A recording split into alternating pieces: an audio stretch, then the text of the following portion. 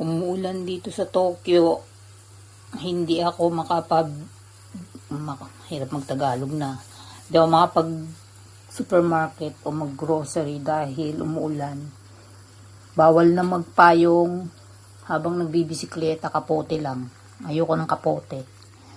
Sanay ako sa payong. Ang problema, hindi pwedeng hindi ako kakain dahil ako'y ginugutom na. Alas 10 na. Tulog pa ang anak ko. Ito binili ko lang yan sa baba namin, mga wala pang 1 minuto, walking distance. Para siyang convenience pero small store na may mga karning tinda, gulay, prutas at mga ano. Pero hindi siya convenience.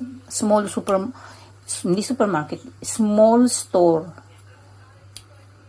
Parang maliit na tindahan sa atin, sa Pinas. Parang sari-sari store, ganun. Pero dito ang sari-sari store sa Japan, parang convenience store ang pagkatayo at saka yung pagka-arrange, malinis. Tsaka ano siya, parang franchise. So, ayan lang. Ito hindi ko alam kung saan karne to eh. Hindi ko alam saan to. Hindi ko natanong hindi ko alam kung saan galing, kung Japan, Australia, no. Basta mix daw yan eh, pork and beef. Tapos ito, hindi ko rin alam kung saan, ano to, kung pasture-raised to, pero nasa 300 yen din eh. So, hindi yan organic, hindi yan native. Okay lang.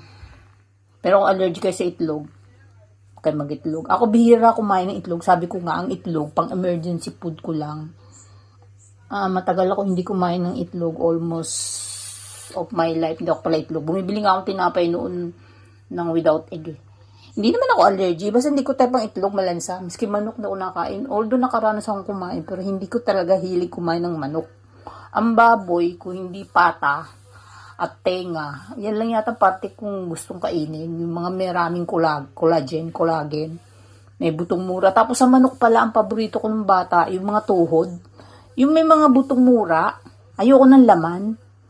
Nagtataka nga sila sa akin nung kami nagre-restaurant, nung kumakain pa ako sa mga chicken na restaurant. Basta may mga chicken, ayoko nang banggitin yung mga pangalan. Tataka sila, binibigay ko sa kanila yung laman. Ang kinakain ko, yung puro buto lang. Yung butong may tuhod, yung may mga butong mura, tuhod, mga joints, mga part ng joints. Pero ngayon, hindi ako nakakain ng manok. Ever since more than, siguro ilan, of my life na, hindi na ako makakain ng manok. Siguro mahigit 10 years, 20 years, hindi ko alam.